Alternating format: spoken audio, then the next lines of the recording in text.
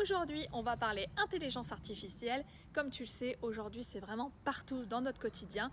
Mais est-ce que tu sais d'où ça vient? Je te donne 5 vérités sur ses origines. Et attention, certaines vont peut-être te surprendre. Première vérité, l'IA remonte en fait aux années 1950. Et oui, ça date pas d'hier. Elle est née officiellement en 1956 lors d'une conférence à Dartmouth aux États-Unis. C'est à ce moment-là que le terme Artificial Intelligence a été prononcé pour la toute première fois, avec l'ambition de créer des machines capables de simuler l'intelligence humaine. Deuxième vérité, Alan Turing, le pionnier.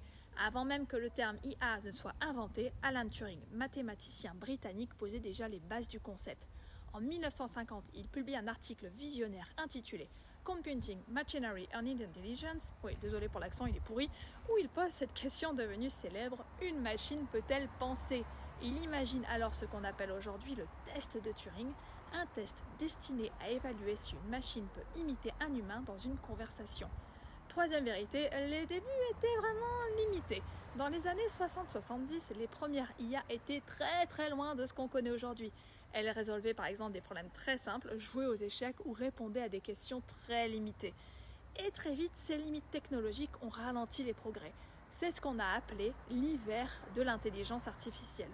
Quatrième vérité, le réveil grâce aux données. L'IA a vraiment redécollé à partir des années 2000 avec l'arrivée du big data, de la puissance de calcul et forcément d'Internet.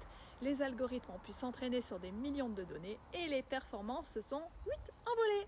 C'est ça qui a permis l'émergence de systèmes comme Siri que tu connais sur Apple, Google Traduction ou encore le fameux ChatGPT. Cinquième vérité, l'IA c'est pas que des robots. Bah non, quand on parle d'IA, on a souvent tendance à imaginer des robots humanoïdes. Et pas du tout. En fait, l'IA est déjà dans ton quotidien. Par exemple dans ton GPS, dans tes mails ou même dans tes suggestions Netflix. Et toi, dis-moi, qu'est-ce que tu ressens face à l'IA? Est-ce que tu trouves que c'est un outil qui peut nous aider à évoluer? Ou au contraire, est-ce que ça t'inquiète un peu? Dis-moi tout en commentaire, comment tu vis cette évolution et surtout, abonne-toi si comme moi tu t'intéresses à ce qui peut nourrir notre conscience, notre bien-être et notre réflexion. Et nous, on se retrouve bientôt pour une prochaine vidéo.